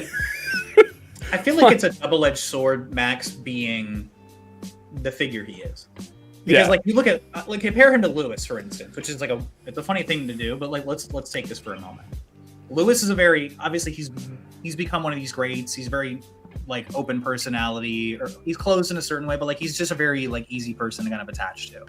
Like Max can be very brazen and very aggressive, and like that's his style. Like that's who he is. I don't care. Like I don't like this for whatever reason. Blah blah. Like the marketability of like a Lewis Hamilton, I feel like has the swing, right? I don't feel like Max brings that same level of marketability. He has the name recognition. He's one of the greats all time, all due respect. I think he is phenomenal. But like you said too, he does get away with some things. Yeah. He very much so has this attitude of like, I'll take my ball and go home, which again, I just don't think that Formula One are going to placate to that by itself. It's not like... And they shouldn't. They definitely shouldn't. It's not like they've done nothing to like make him happy over the years, right? Like, I mean, Red Bull were incredibly successful for the entirety of the last regulation. Like, there were certain things that like, Isaac Hadjar, is he completely retiring? No, it's the VSC. They're just serving the penalty. Okay. Yeah. But yeah, I just don't see Formula One placating to one driver. I don't think they would have placated to Lewis Hamilton. Lewis Hamilton's the most recognizable figure in this sport, bar none. Exactly. Well, because the sport, I think, always has to be bigger than its like biggest name. I think they're always going to get like, oh, I am the sport. Yeah. I think they work hand in hand. Like, you need people like Lewis, you need people like Max, but I don't think that you can detriment all the other teams and all the other drivers for the desires of one driver, if that makes sense. Yeah. Well, and I think whenever you are a Lewis or a Max, you do have to sort of humble yourself by reminding yourself that there was a name before you. Like, there will be a name after you. Like, Piastri! Whoa! What the fuck? that was lap 13. So that's why Albon. That's how Albon died. That's what makes that makes way more sense. Why? Why did you think that was gonna work, dog? Why did you think that was gonna work? Why did Oscar do that? He was getting revenge for Gary. He loved that marmot, dude. Dude, yeah, I guess. I mean, this is for the chipmunk or whatever. Yeah. Like, he's like, hey man, remember Gary the groundhog? Thwack. I'm surprised that Oscar, admittedly, is still driving. Yeah. You would imagine that like the entire suspension would have been destroyed on that car. But it also makes sense now why Piastri hasn't been able to like creep back into the points, because there's clearly going to be damage on that car. Yeah. They're going to have to work out after the race. I'm surprised it's still lapping. God, I feel bad for Albon. I thought that they just had like a mechanical DNF. No, so wait, let's take a second here. So that takes at least one Mercedes engine off of the board. When did Chuck go drifting, bro? Dude, that's a photo for all time. Yeah. He avoided the wall of champions doing a sick. And avoided the inside wall by like an inch. That was a sick drift, Chuck. Charles, my heart can't take this. I'm on Lisinopril. You better knock it off, buddy. After Miami, knock it off, fella. For Ferrari this weekend, they need these points. Yeah. Look, have fun, but don't die. You know what I mean? Like, you need these constructors' points. McLaren are on your cheeks. They're right behind you. Even with this weekend, you need this 3-4 result, because that would net them what? What's the rundown on the points? All right, Hammy, it's time to get your lick back for Abu Dhabi 2021. Hunt him down. That would be... Oh, come on. I'm just trying to figure out the points here. You would think I would just note offhand. I'm blanking right now. Let's see. A 3-4 would be 15... Yeah, that'd be 27 points. Yeah, they need these points. Yeah, no, don't risk it. Don't risk it. Just bring it home. Come on, Hammy. Get him. Get the Crying Dutchman, dude. Dude, a Hamilton P2 would be massive. I think he's going to get him. He's got 13 laps to do it. I know. And he seems to be rapid. Although it's Max and Lewis. It's Max and Lewis. That's what I'm saying, dude. Abu Dhabi 2021, run it back. Well, here's the thing too. We're gonna have a little bit of that. We're gonna have a little bit of that battery back and forth, right? I mean, Hamilton's gonna have the overtake option here. I think he probably gets in that window in the next lap or two. But Max is gonna be right there to do the same thing. The other question too for these final 12 laps or 11 laps, excuse me, is what's the degradation difference? I don't remember when either of these drivers pit. But Lewis is right there. Taking a look here, they've got the same age tire. So they've got the same exact age tire. Oh, Fernando, poor guy. A Chi-Town hero in the chat. What happened to McLaren? It's been a bad day.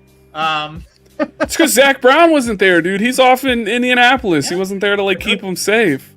Their good luck charm wasn't there. Yeah. Yeah, that's what happened. He left his boys. Lando suffered a mechanical DNF to answer your question, and Oscar Piastri killed Alex Albon and broke his car a bit. So that's why he's been really slow today. So womp womp McLaren. Looks like they're going to be down a little extra points on Ferrari after this, if this order holds. Although Hamilton's going to have a possible run here down the back straight. Come on, Lulu. I don't know that he's going to catch him. Oh! Is Max going to... All right, that should have compromised Max's entry. And I think it did. Oh, he might have brushed the wall of champions. Little bit of a fishtail there. Come on. I think... Oh, yeah, Lewis is... inside. Oh, never mind. It's close. Some Damn, classic... that Red Bull's just fast. Tap in action for P2. Come on, Lulu. Now, hear me out. If they get a little too squirrely, we've got a Leclerc Hadjar podium. Yeah, until they give Hadjar another penalty for whatever that other thing he was getting investigated for. That's a good point. But I think he's still 33. Yeah, still he's fine. They could give him like penalty after penalty after penalty. Dude, he could start cutting corners. And I don't Yeah. Let's see. Wow, it's been 2 decades since somebody hit the wall of champions. I just heard Julian Palmer say it on the broadcast. Ooh! Did he hit it? Oh, he came so close. Since like someone DNF'd in the Wall of Champions, or since someone touched it, there's no way it's been 2 decades since someone hit it at all. I think since somebody DNF'd on it. Yeah, I was like, okay. Lewis is Lewis is hunting. Come on, Lulu! Ferrari! Safe. This is fun. Okay, we got rotisserie on Macarena action. The Red Bull versus the Scarlet Pony. Where is Lewis? Okay, that's a good exit. That's a Good exit from Lewis. I don't know why Lewis feels the need to take that tighter line. It slows you down every time. Interesting. Let's see. I think, yeah, it compromises exit maybe a little bit, but he looks like through T2. I mean, I think it's the other portions of that section, though, of Sector 1 that are... Yeah, you kind of need to do what Max does, where you, like, hang it out wide and just sort of keep your foot in, so you actually have, like, higher top speed. It feels wrong, but it's faster, whereas Lewis is trying to do, like, the shortest possible line, but you're not getting as much speed. This might be good for Lewis. Yeah, 'cause he's pulling... Not enough. Yeah, he's going to close up, but... He needs to get him going into T1, T2, given the... Yeah. Come on, Lulu! I mean, so far they're doing a good job of making it tidy. I'm just curious how much of an opportunity Max is going to leave him, because he's Max Verstappen. He's going to shut the door in your face. Yeah. I mean, I got 10 laps to go. I'm curious how this podium's going to shake out. Remember who you are, Lulu. I will say earlier this season, Lewis said he really liked these cars. He's having a lot more fun. I mean, compared to last year, he was in hell. So yeah, this has got to be at least a lot more fun, a lot more competitive. At the start, he was seemingly pretty supportive of the regs from the get-go. He liked the early racing. The low-calorie overtakes, as I've heard it called. Mm-hmm. But then again, he is a vegan. He likes any food that's not going to leave too much weight on the hips. I'm glad the changes they made were safer. I wasn't nearly as big of an uproar with how things were at the moment or at the time, but I mean, I'm happy it's safer. That's still a general net positive. I'm not. And through that, the racing has gotten a lot more racy. So racing is supposed to be dangerous. If I'm not afraid someone's going to die, why am I watching? That's a joke. That's a joke. I forgot we're live. It's a joke. They already got the halo on the car, dude. They're gonna be fine. Who cares if a car is decelerating 60 kph down the straight? Come on. I just don't know that Lewis quite has it through that sector too. No. Or Max is. I think Max is just starting to push his tires a little bit more. Maybe Lewis put a little bit more into his tires to catch up at this stage. At this point, too, like, I wouldn't be shocked if Ferrari are going back to Lewis, just saying, look, keep it clean, like, just bring it home. Like, if it's not there, don't get dangerous. And I mean, Lewis is stupid. But yeah, I can't imagine that Ferrari would be, like, anxious to compromise their points, given the situation down the order. It'd be really nice if whoever's holding on to that blue shell could frickin' throw it at Antonelli right now.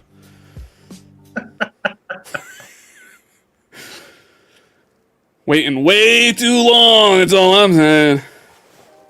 Dude, every time I've ever played Mario Kart, speaking of which, I have like a great race, having an amazing run, and then it happens to everybody. I'm like, man, my savvy racing skills are really translated to this Nintendo Switch, and then Blue Shell ruins my day. Yeah. I mean, it builds character. It teaches you that when you're at the top, everyone's going to want to tear you down, you know? Yeah. Like, how are you all so accurate?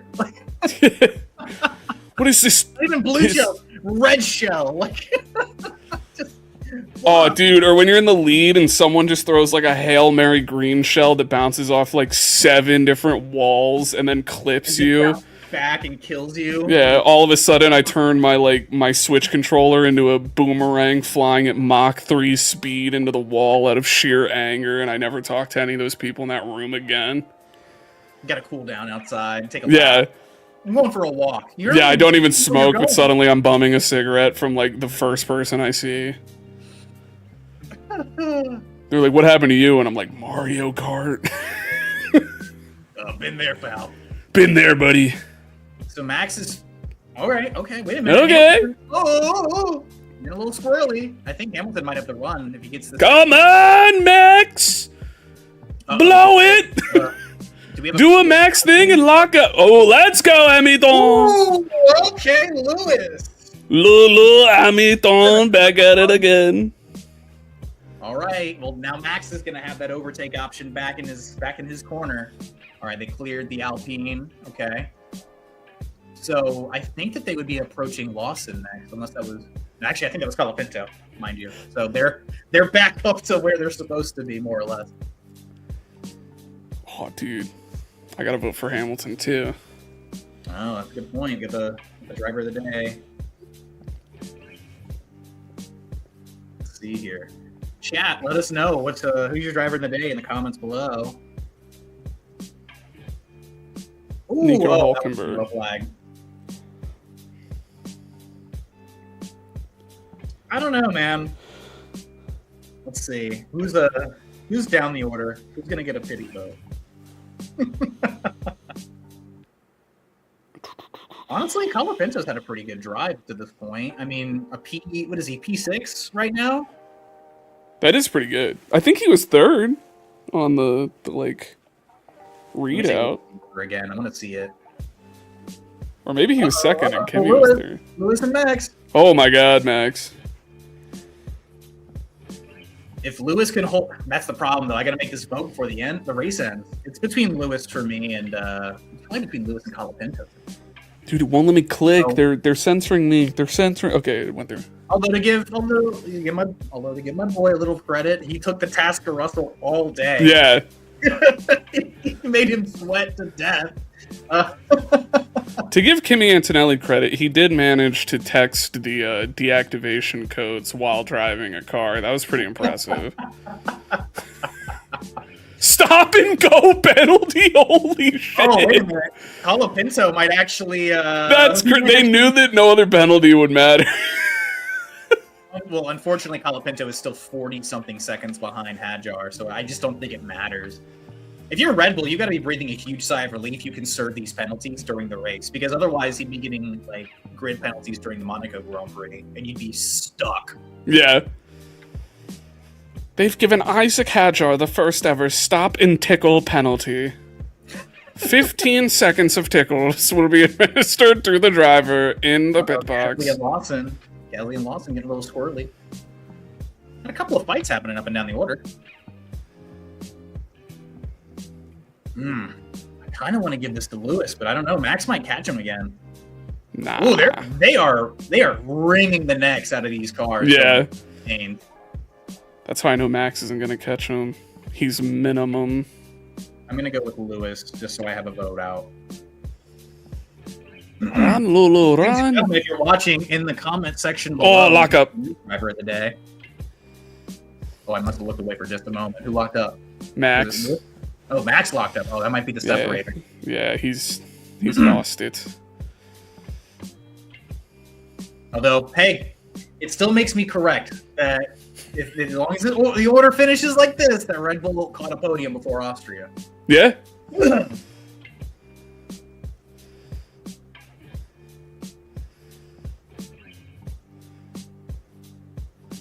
Dude, we see Max Verstappen use the pro maneuver of not going down the straight and instead going full speed through the pits and then out the other side, avoiding 2 corners to pass Lewis and gain like 10 seconds. Goes 200 miles per hour through the pits and everyone's like, it's a brilliant maneuver. So those are poor groundhog at the end of the pit exit. Just like, wait a No, minute. Gary's wife? Not Gilda. Unfortunate. Okay, we got a few laps to go. Verstappen's bringing it back slowly. I wonder if he's going to save it for, like, the final lap, like a proper, like, dive. Maybe, yeah, maybe he's building up battery. That stop and go penalty cost Colapinto about Hadjar 30 seconds because Colapinto is now within 12. Yeah. Dude, stop and go's crazy. Yeah. You got to think Hadjar has been breathing a bit of a sigh of relief that he's been able to effectively get away with all of it, though, considering that everybody behind him is considerably slower. Yeah, that's what it's like. I think that's the only reason they did a stop and go, was like hoping it would. Ooh! Almost looked like Max was gonna touch the wall there. He is close to that wall. Yeah. Who's Kimi catching now? Who is the that? whole field? Looks like Stroll again. Like Stroll again, yeah. Wait a minute, would that mean that Antonelli has at least passed the entire field once? Yeah, I think so. Well, maybe not, because Stroll could just be like off lap with the whole field so egregiously that he's getting lapped twice. Well, whoa! Neither of you made that corner. Oh, actually, I think Lawson might get a penalty for that. He didn't make the because I think that orange. Yeah, the rejoin spot. Yeah. Yeah. But he could argue that had he gone to make the rejoin spot, he would have shoved another driver into the wall. I think Verstappen might have a shot here. That was a really sketchy entry by Lewis there. Yeah. It's definitely going to be his best shot, these next two. Ooh, nah, Lewis is okay. It's this next straight that might be sketch. Still probably not. I think he's gonna. Never mind. He's gonna go for it. Oh my god. He's gonna. I think he might be sending him this next little like. Yeah. Well, he's been better through sector, through the back end of 1 to 2. I think he. Oh, Gasly completed the pass. Okay. Back to the actual action here. I think Max is gonna wait for that back straight out of T10. Yeah. And then we got to see how much Lewis wants to defend that position. That'll be fun.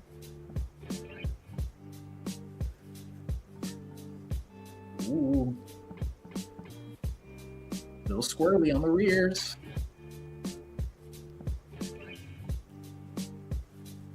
Ooh, really wide by Lewis is fine. Max just sent it so deep. Let's see here. All right, we got about 1 more lap to go. Huge lockup from Piastri. Ooh, big lockup by Piastri. Although, to be fair, I think he's a wounded duck right now. Yeah.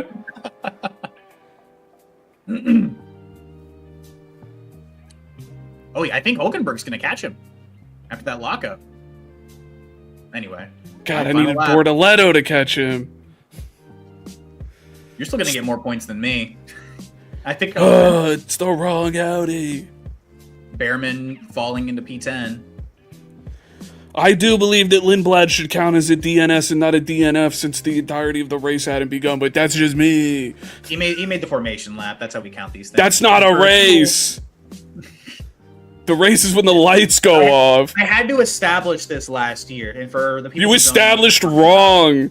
There's a P10 game that being an adult is the ability to admit you made mistakes. I had to establish this last year because when Hadjar binned the V carb at Australia in round 1, that was a DNS.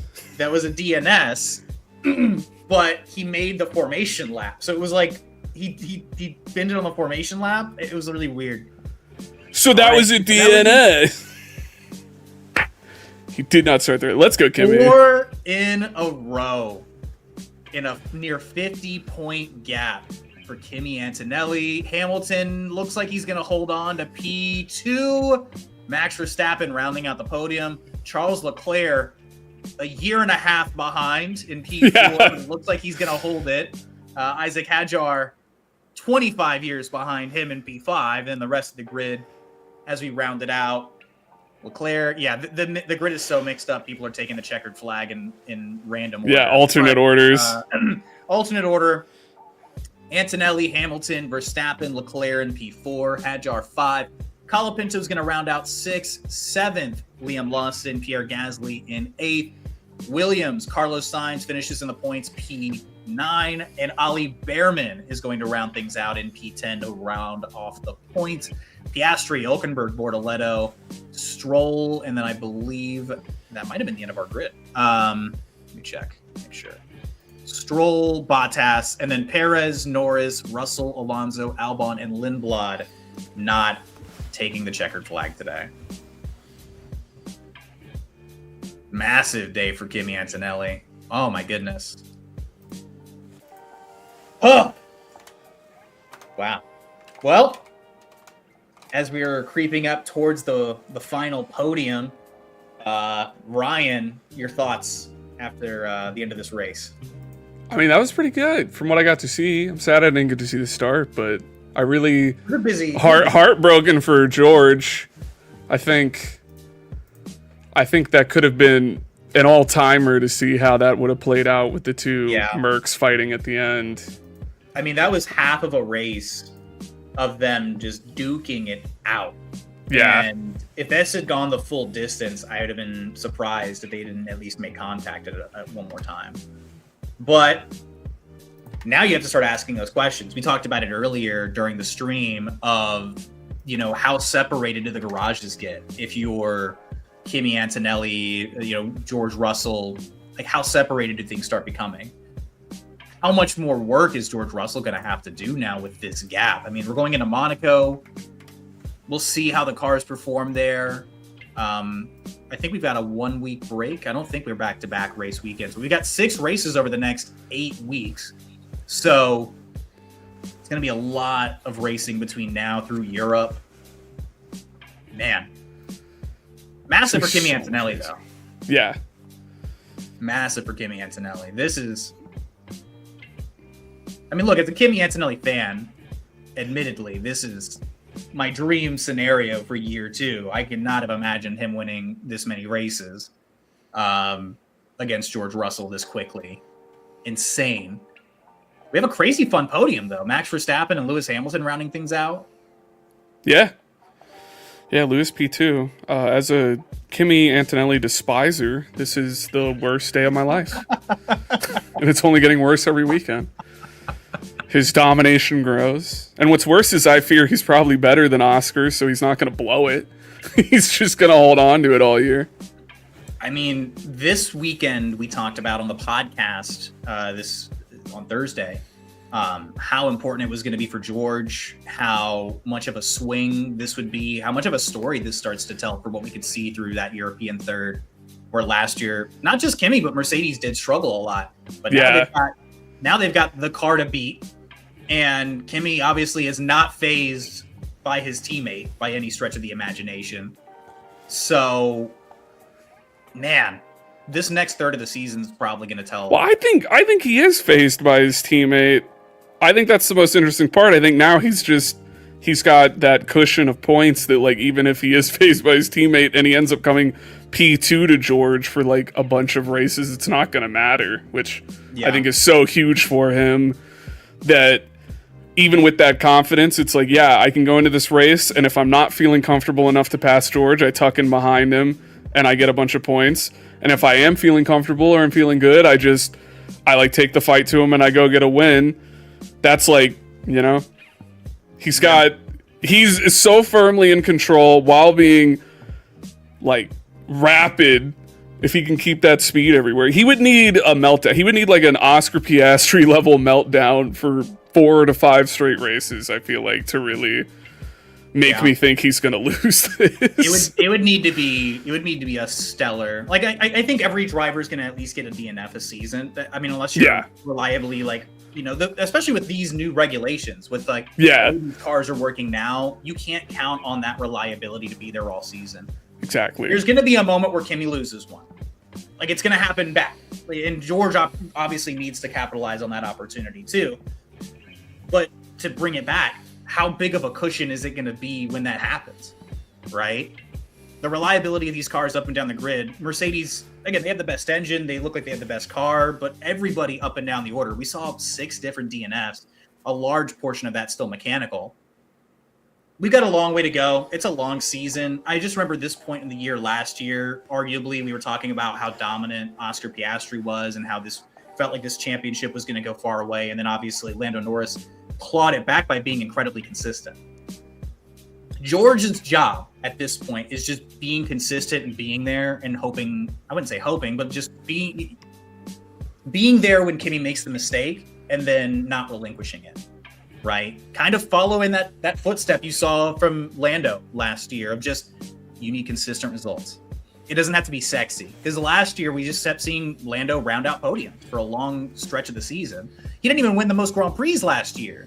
Max Verstappen won by one more, but there's still so much more racing. I would argue that them losing 2 Grand Prix, if they don't re-add races onto the calendar, is only going to work in Kimi's advantage. But who knows? It's an evolving long season, and I know the FIA, or excuse me, I know Formula One has at least discussed bringing back a couple of races maybe later in the year, assuming that conflicts in the Middle East tamper down by the time we get into the later versions of the season. We'll see, question mark. Just run more races at our favorite track, Silverstone reversed.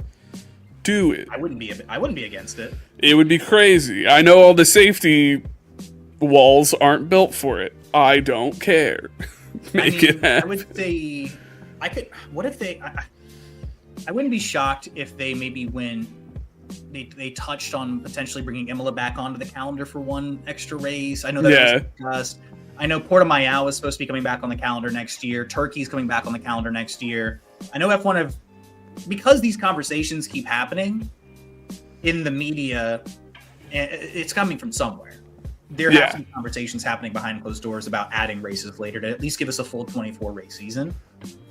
But we'll see. I mean, a 22, what is it? The schedule's 24 on a full schedule, if I'm not mistaken. So a 22 race season, we're through how many rounds now? Let me count. 5. Sorry. Through 5? Yeah, this is round 5. There's still so much time. So, hell, we could see Bahrain and Saudi Arabia back on the calendar late. It's not impossible to see that happening either. They used to race Saudi at least way later in the season that I know of. Yeah. So we'll see. Obviously, geopolitical tensions, are a huge factor within that. But we'll see. We'll see. But Kimi right now, he has all the momentum. And now he's got to be comfortable at the very least, right? Yeah, I would imagine. Well, yet again, I got to look into the titanium dioxide rules for the next couple races. That's going to throw them off. And they just bottle it. They put it in like a little vial and just like spray. I don't think bringing your own titanium dioxide is the same as to whether it seems to be the nation of wherever he's racing has to accept titanium dioxide into their food, and then he performs well. I'll say this, by the way. Oh, Lewis looks so happy. He does look incredibly happy. This is Kimi's podium. These are his boys. Yeah. I'm happy for Red Bull, though. Max Verstappen, he'd been driving really well these past 2 weekends here in Canada and in Miami. Red Bull brought a huge upgrade package in Miami, and it looks like it's at least gotten them back within striking distance, so maybe hovering around those podiums. So I'm happy for Max, admittedly. I think it's cool to see him back on a podium. I'm happy to be right, obviously. Is that what we're calling his driving in Miami? Driving really well? He took a whole lap and just started punting people for fun after he spun. He sure did. He was driving mad, dude. He was driving like he's on F1. I'm saying Red Bull looked a lot better. The car looked a lot better. That is true. Yeah. Max was ruining lives. Yeah, Max was detrimental, dude. He looked great today. But God, dude. Miami, he spun that stuff and then was like, all right, I'm just going to kill everybody.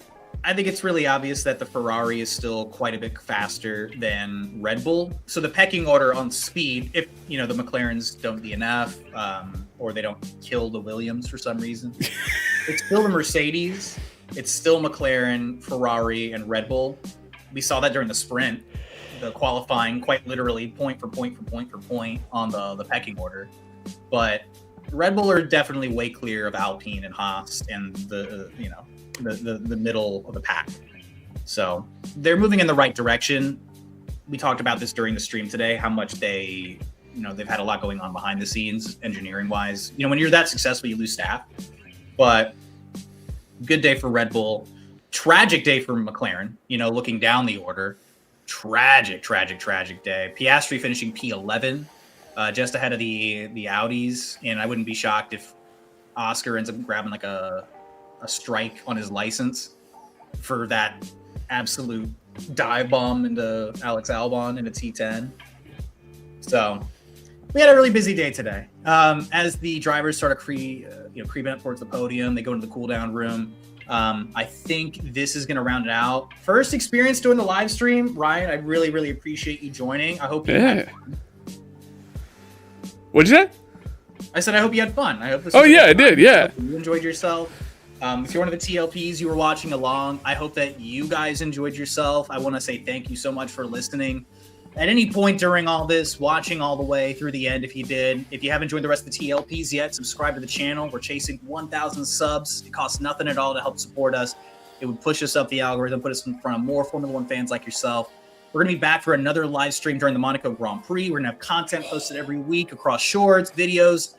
Until next time, that is Ryan, the Breadman, or this time the Canada Enjoyer, Fruick. I'm Tristan Ryans. Be safe, be well, and let's go racing.